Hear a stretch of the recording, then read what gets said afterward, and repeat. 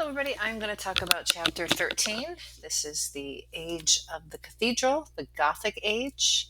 And it is right, this chapter takes us right to the chapter that is the pre Renaissance, and that will be the last chapter we cover, chapter 14. And we won't cover a lot of things in that. So look at your review sheet for the things to focus on. So we are mostly in France, which is the birthplace of the Gothic cathedral. Um, and you know that lots of things have been happening with the pilgrimage trail. Um, and we're going to have all these places sort of pop up for that. That started in the Romanesque period, the last chapter. So historically, the context is that there are city-states and feudal kingdoms that exist in Europe, but there's going to be a big increase in trade, and the urban centers, cities, are going to grow. People are going to start moving from the feudal lands to cities. And there's going to be sort of a power shift, a little different economic dynamic because of that. But we're still going to see the Catholic Church grow in power and money, and of course, building projects. And with more stability, less wars, we're going to see lots of things happen. We've seen this in different time periods with Charlemagne. We saw it with Justinian. Once there's a strong central government, there seems to be this desire to start, looking to culture to make cities more, interesting and focus on culture and education. So we see the formations of universities at this time. So the early Gothic age, we're going to look at all of these things here. We're going to see the Basilica Saint Denis with Abbot Suger. This is kind of a good checklist to see all the things we're going to learn, all the parts of a Gothic cathedral. So we saw the Romanesque Church Saint Etienne. Here we see this heavy masonry. These spires came much later, so ignore them. They're very decorative and light looking. But if you only look at, say, this part of the tower downward, which was the Romanesque, you see the round arch, you see the very small windows, and you see this heavy, heavy masonry. You see these buttresses. Buttresses, the thing that leans up against the building to support it. It's like an inward thrust, and we're going to see this change in the Gothic age. And you can see a later cathedral. This is Chartres Cathedral, with all these giant windows and, these deep, deep portals that are closer together to give it one grand entrance. And of course, the decorative towers and the spires. So this is what the interior of an early Romanesque church would look like. And this is similar to, say, what it would look like with candle lighting. And that most basilicas and early churches had wooden roofs and ceilings, and that caused a lot of fires. And so many churches and cathedrals were constantly being rebuilt because of all the candles and a mass of people. There would be plenty of fires. So this is sort of how it will be illuminated. And you can see the big, heavy, pilasters here, these, giant columns, which, massive and take up a lot of room to hold up the stone ceiling. And this is a later Gothic. You can see that things are starting to light up, which is the point. So Gothic is the age of light and height and more decorative. And this is even later, and you can see just how incredibly beautiful. So, of course, this has electric lighting, so it does look a lot lighter. But you can see what's going to happen in this chapter.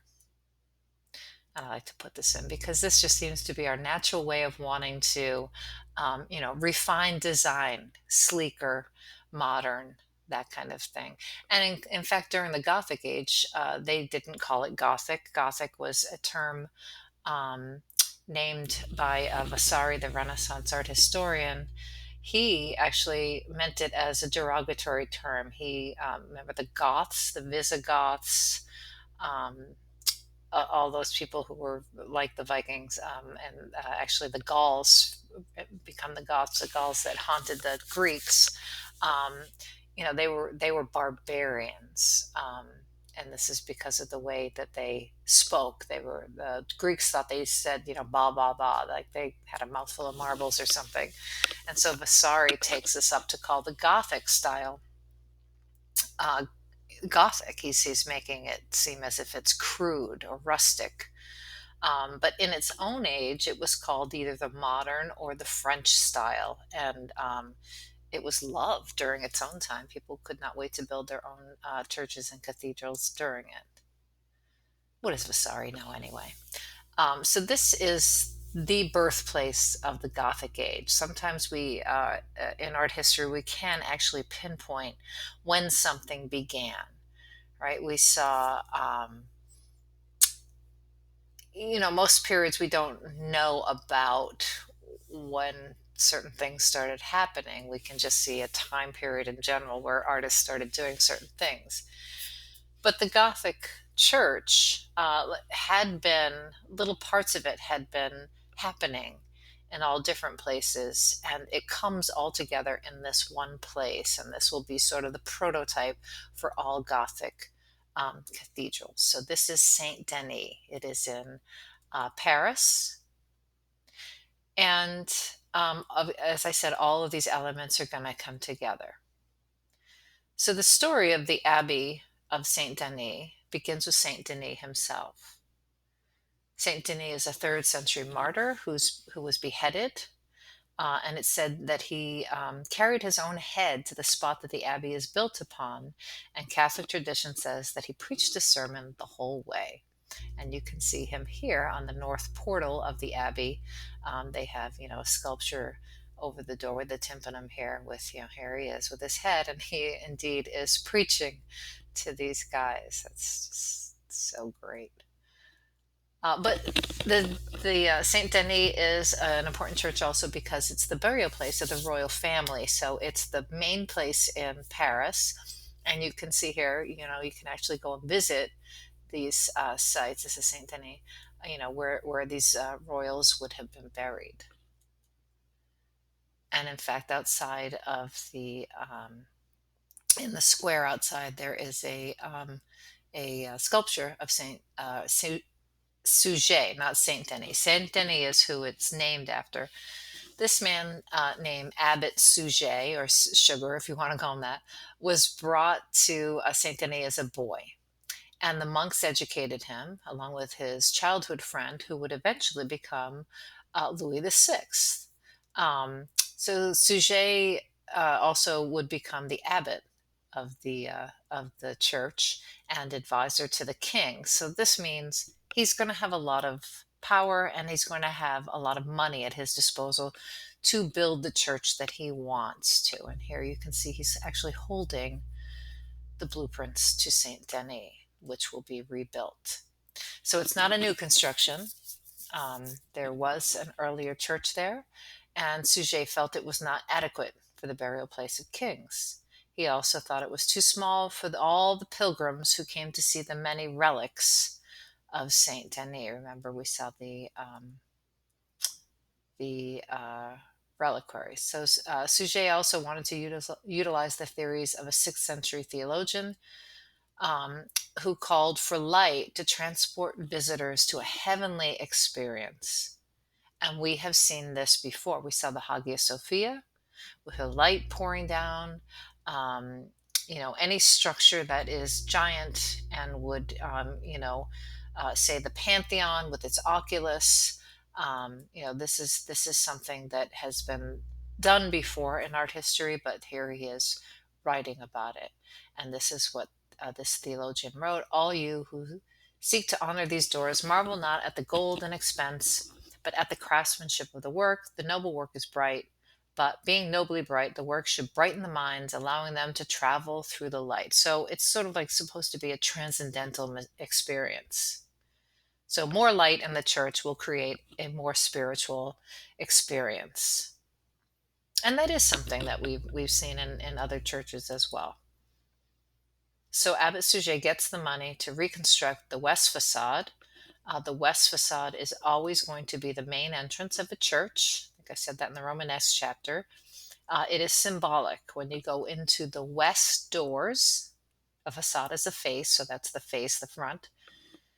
When you go into the west doors, you are walking towards the east, where the sun rises. And yes, that is a pun as well on Christ. So it's going towards the sunrise, the light coming up upon you, the sun rising after his crucifixion. So it's very symbolic. And if you're in Europe, if you're heading east, that is also the Holy Land that you are traveling towards. So the west part of the church will always be the front entrance, and the east part will be behind the altar and the apse where the radiating chapels will be. So, according to Suger, the whole reconstruction took 3 years, 3 months, and 3 days. Of course, that's very symbolic, the Trinity in Christianity. Suger started the renovations in the West Facade, which was about 200 years old, and that is not that old for a church. Think about all the places we look at now that were built in the 11, 1200s. They are still, standing. So it probably didn't need to be reconstructed, but he had something in mind. It only had one little small entrance door. And of course, that is not going to be enough for all of these pilgrims who are going to come and visit. And this is, you can see the three doorways, the portals, the three portals, the tri-portals. You can actually see that everything is divided into threes, three sections, three levels this way. This is all symbolic and functional. So the west facade now has three portals, tympanums, voussoirs, and jamb figures, and we'll look at those. It also has a rose window, which is a circular window that goes over it's on the west facade. And you can see it's a radial balance, radial design, so it radiates light, very luminous, and it allows a lot more light in. And you can see tracery means the lead, um, parts in between that hold the pieces of glass. And this is very time consuming and luxurious and expensive. And all this blue glass would have just been so dazzling for anybody who visited this church. And the typical Romanesque plan before Saint Denis, you can see you have the big giant nave. We're going to know the parts of these, and the two aisles, and the ambulatory here. You go around, and then the chevettes, or we're going to call them radiating chapels. And then this is the transept, the arms. And then we have the crossing here. Crossing sometimes in churches has a tower, or they're over the two west aisles. Right, that's why the blue is here. That's the towers, aisles. And then sometimes the transept, these arms here, have doors, which is even better for for visitors. And you can see this is another picture of a Romanesque. It's very, very dark the way it is. So what Suger decides is that he wants an open concept. He wants to get rid of, you remember in the other one, these are walls. Get rid of them and open them up so that light will flow through the whole thing. It will radiate from place to place to place so that you could see right through to the other part of it. It wouldn't be this dark, this is an ambulatory here. You're walking around in the dark, like hoping not to be murdered, probably. And this is the inside of Saint Denis. He has eliminated the wall here, and you can see how incredibly light and bright this experience is. Well done, Suger, you did it. You got light into this thing. So this is the birth of the Gothic. The Gothic is the age of light, is one way of thinking about it. And how does he possibly do it? Well, first you can see that he's using construction that we've seen in other things. Columns, we have almost a Corinthian column here. We have these groin vaults, right? These, cross vaults here. We've seen those in other buildings as well, but he's using them like almost like the mosque at Cordoba, like it's a column of trees here, right? It looks very decorative, but it's very, very functional. And he's doing this other thing. If you can see the arch here, it is pointed at the top. It is not just a round Roman arch, it is extended upward. And so are all the vaults. These aren't barrel vaults, they're cross vaults that are, pointed upwards so that you can see it better over here, so that the whole thing is elevated for more light. So the chevet, the back part that's all light, was consecrated in 1444. And this was an important event for history, really, or art history, because the king himself was there, but over 20 bishops came to visit, which of course means that they immediately want to go back to their own towns and raise the money to rebuild their cathedrals to have all of these newfangled things. So, how do they do it? How are you going to suddenly take all these, stone vaulted ceilings, and they are stone, not wood? That was one of the things that happens in the late Romanesque, early Gothic, is that they're trying to get away from the threat of fire. You're going to spend, over 100 years making a cathedral. You don't want it to burn down. So, of course, stone is much safer. They just have to figure out how to do it. So in the Roman arch, you see that, you have the keystone and you have the voussoirs, and then you have the thrust that goes laterally. And in general, the wall is supporting it. And mostly the walls are, 10 feet thick. And how are you going to have a light, bright cathedral if all of your walls are massive like in the Romanesque period? So with the pointed arch, not only does it get higher, closer to God, if you want to think about symbolically, but it also allows the thrust to be more vertical and extend out to the columns instead. So already the big giant wall is eliminated that way. And that's for the inside. What's going to happen on the outside? And here you have the ribbed vault, or the cross vault that I call it. If you take all of these pointed arches, and then you make the scaffolding here, and then you fill it in with bricks and mortar, and then you would take the scaffolding, and it's made bay by bay. These are called bays. You see the rectangle here, and then you move down to the next one, the next one, the next one, the next one, and then if it goes this way, that's the picture I showed you before with all the different forest of things. That one.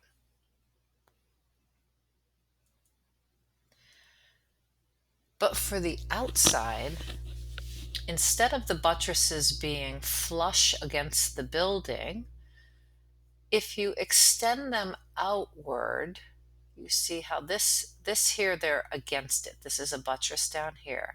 But the buttress continues, but the building does not. The buttresses now extend their arms over to the main building so that underneath is no longer a wall, but a window. And that allows all of this light to get into it. And these arms that extend out are called flying buttresses. All right, so here's the buttress, and here's how it is flying. It flies over from the main part over to the building. They are like arms that are held out, holding in the building. They are pressing the weight back in to help alleviate the weight, so that you don't need a thick wall. You can just have a window. And we saw this in the last chapter. This is San Vitale at Ravenna. You can see that they have these buttresses. And yes, they do have these massive flying buttresses. So all of these little parts have been adding up in other places. They are just all used together in Saint Denis. And here's a better picture of all the things that are going on here. So we have the rib vault, we have the flying buttresses. There's the buttress down here. When it's against the building, it's a buttress. When it's, you know, extending over, it becomes a flying buttress. We're going to actually just call these things the flying buttresses. This is the pointed arch, the piers that are like bundled columns.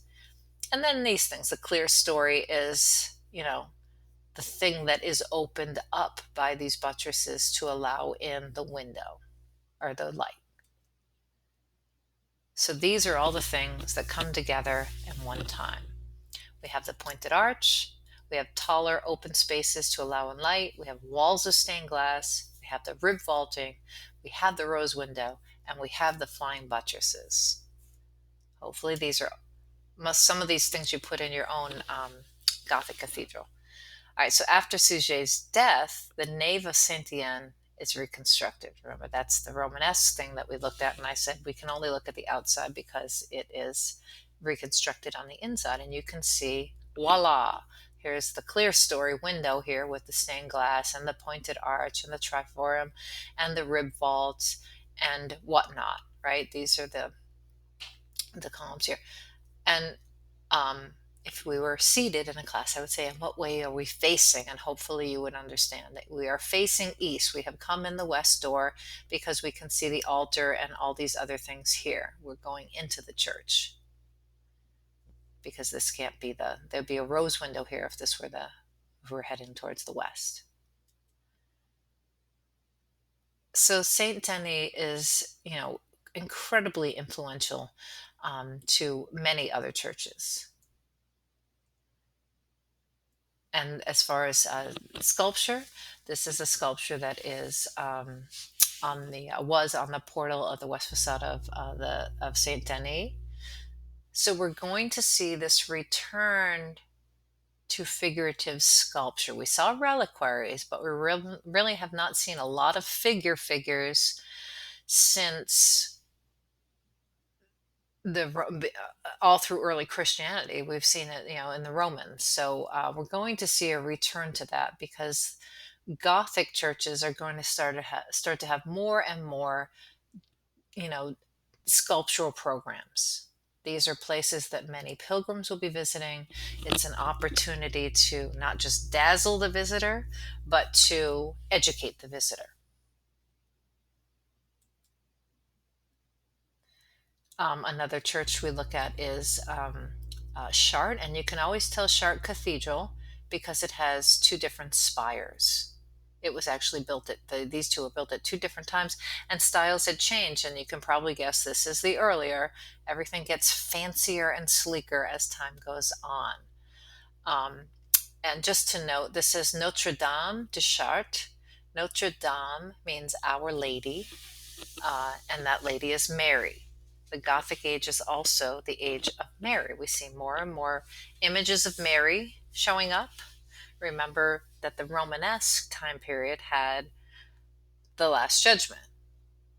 So this is a much more welcoming message. If you have Mary welcoming, or dedicate your church to Mary, that's a more nurturing and welcoming thing than threatening them with hell if they don't behave. So this is also the switch. The Catholic Church changes their message. It's the same message: lead a good life and you go to heaven. The flip side of that message is lead a bad life and you go to hell. And so the Romanesque likes to threaten with hell. The Gothic promises heaven. So again, same message, just flipped. So we have Chartres Cathedral using the sculpture ideas that are happening in Saint Denis. So sculpture is going to become more and more popular. Still heavy masonry happening with this. Not everybody has not to use a pun, has faith in this new building construction. Some places were built so tall that they would fall down. So you have to have enough knowledge and education to know, how to build one of these. And lots of people are involved. You have to have a stone that is of high quality. So some places are a little skittish about this, and they don't go full force into what Saint Denis did, or Abbot Suger did. So we still see the rose window, and lancets are the pointed windows here, and a royal portal. It's called a royal portal on Chartres because the kings and queens flank its doorways. So the portal has, you see all the different kings and queens here. And really, I mean, this doesn't do it justice. From over here, everything just looks very dark. But you can see here the sculptural program that is starting to happen in the tympanum, right? This is the tympanum. We learned that in Romanesque. We see Christ in his mandala, and these are um, the four apostles. And here's Mary and Jesus over here. So there's no threatening message here.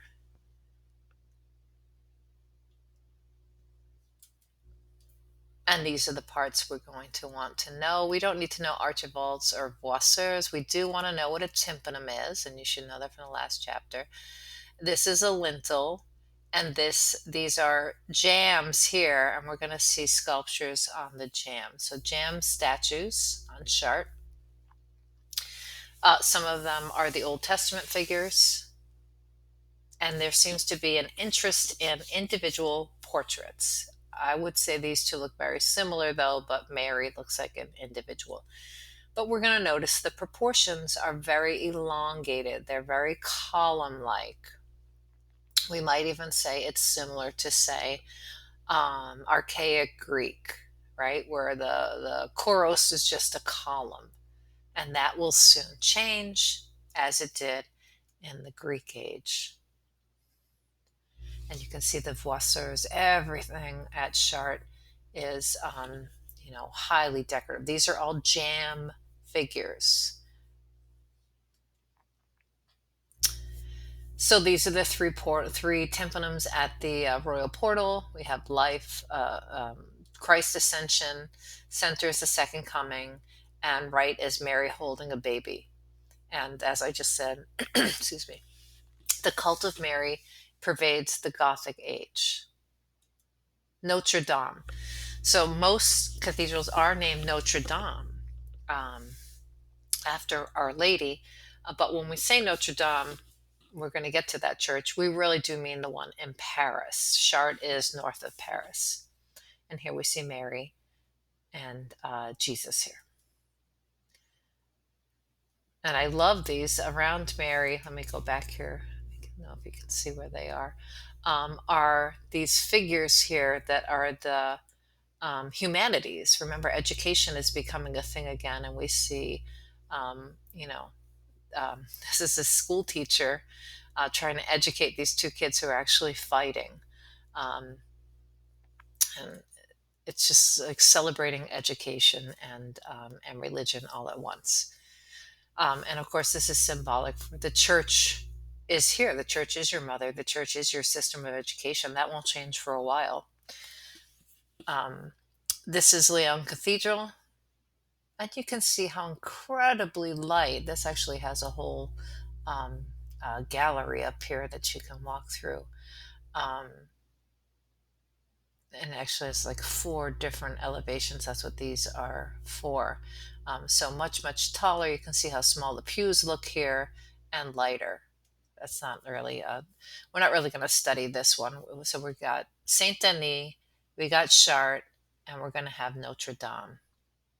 Oh, this is a beautiful one, isn't it? And again, this is how it's made. From the arch, the Roman arch, to the pointed arch. Of course, we have to, thank the Romans for that. Nothing happens on its own, really. The Romans can thank other things that they saw as well, the Greeks. So when we do say Notre Dame, we do mean Notre Dame de Paris, which is Notre Dame in Paris. And hopefully you can tell that you are looking, this is the west over here, This is the east over here, and you can see all the flying buttresses here. You can see that there are massive portals on the north and south side of this cathedral with their own rose windows. I always feel like this church doesn't, and it has a tower on the crossing, and it looks so massive, but I always think that, let me just go to here. This is the front of it. It doesn't look as big from the front. It seems to hide itself very well. So this Paris does become an intellectual center, and it kind of stays that way for a very long time, and a cultural center. It had, still obviously is a cultural center. And unfortunately for Notre Dame, you probably heard in the news, however many years, 2 years ago, it caught fire. It still had wooden roof, and they are still rebuilding it. As a matter of fact, I think you can still donate to them.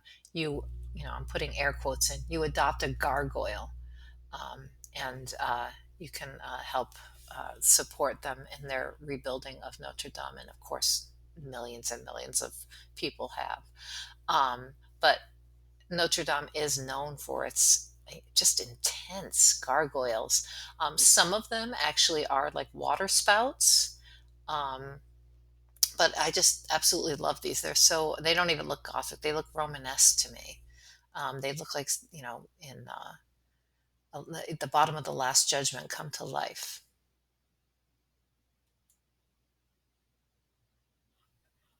And then we have the High Gothic. So we have the beginning of Gothic at Saint Denis. We have sort of the mid Gothic at Chartres and Notre Dame. But we see this intense, building boom. Sorry, I've already covered that one. Sorry, building boom after Saint Denis. Um, oh, I guess I should have showed the plan of Saint Denis. So here's Saint Denis, um, and what you can see here is that it opens up at the end. They do have the two porches, which means pilgrims can come in here, which is why there's double aisles here. This is for people visiting the radiating chapels for the reliquaries. And this is sort of the progression of the Gothic cathedral. Bigger, lighter, better. And as far as sculpture goes, we see these jam figures starting to look more like Greek or Roman figures. We have Saint Jerome over here, and we have these saints over here. These are on Chartres Cathedral. These do look like individual portraits. I love these little sort of like mini cathedral castles that go over their heads as if they're in their own space, but they kind of interact with each other. Um, and you see Saint Jerome here actually looking like he's about to be in contrapposto. Some of the proportions are a little off. I would say these hands are a little too big for these figures, but really, I mean, this is a far cry from the jam figures I just showed you. Chartres is also known for its stained glass windows. It actually shows all the workers who worked on Chartres on the windows. And here's some Notre Dame, Our Lady Mary here, and here's the rose window and the lancettes. And instead of lead tracery, I'm sorry, at first there's stone tracery, that's an old version, and then will be bar tracery made with lead. So you can see how much more light can get through here. And we're not going to really cover this. This is the Rayonnette style, just to show you that, I mean, things really get crazy towards the end of the Gothic, where this is really just like a jewelry box. It's like walking into like, you know, that's all I can think of. It's just you're surrounded by this light. There's hardly any walls whatsoever in this. It's just highly decorative. And we're not really going to cover Amiens either, but decorative seems to be the way that things go, right? We saw this with the Greeks, we saw Doric, Ionic, Corinthian, and now we see this with Romanesque and Gothic. Everybody trying to redesign what's already there to be more modern, to be sleeker, to be more decorative. It is a beautiful church, though. And Reims, we are going to look at this, number one, because it looks like a wedding cake or something. It's like the most decorative.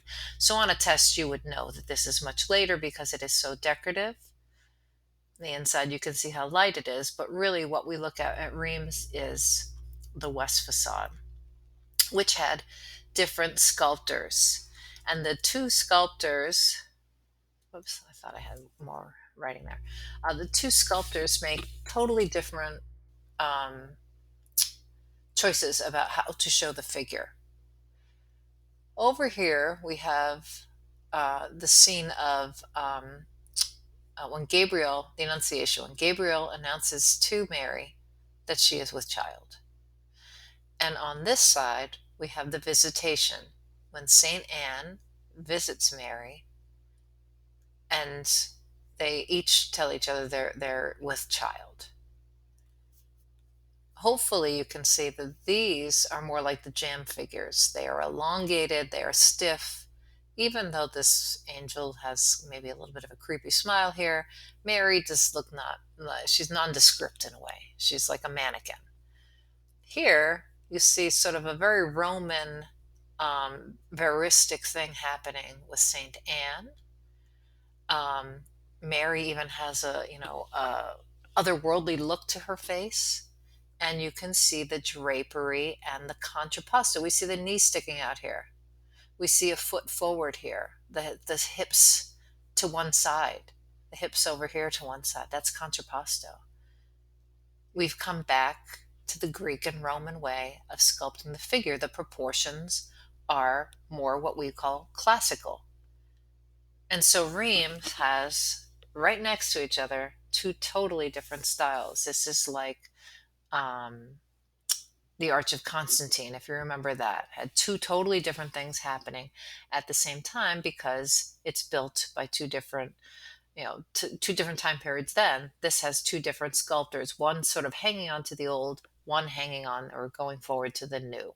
And it is going to show what's to come. This is a later sculpture of the Virgin and Child at Notre Dame in Paris. And you can see, the proportions are Greek, and we see her contrapposto. Carcassonne, getting away from the cathedrals. What else is happening in the Gothic age? Well, when cities are built, they're still walled cities.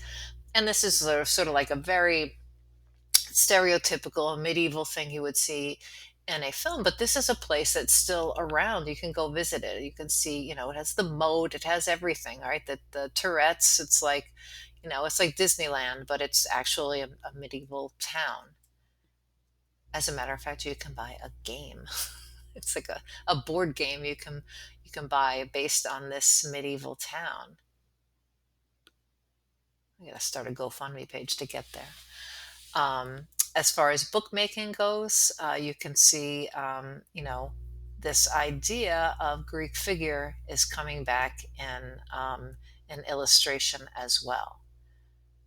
Right, we almost have the tippy toes of the Byzantine, though, but really we have, we see some musculature, we see the contrapposto. This guy's really contrapposto here. We have natural proportions.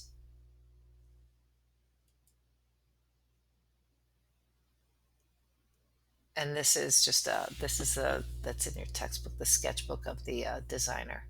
I always think of this as the precursor to uh,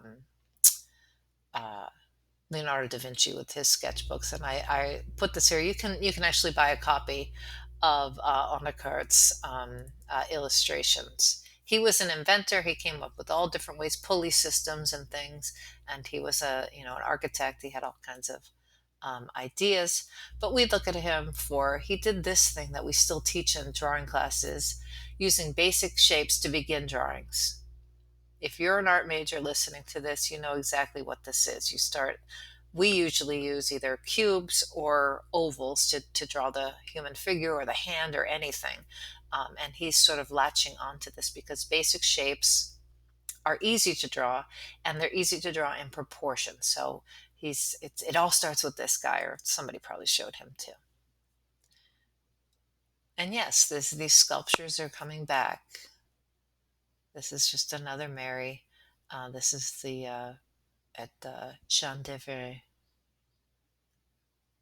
in gold, of course. All right, that's it for this chapter. We do not have that much to do in chapter 14, so I will get on to that chapter.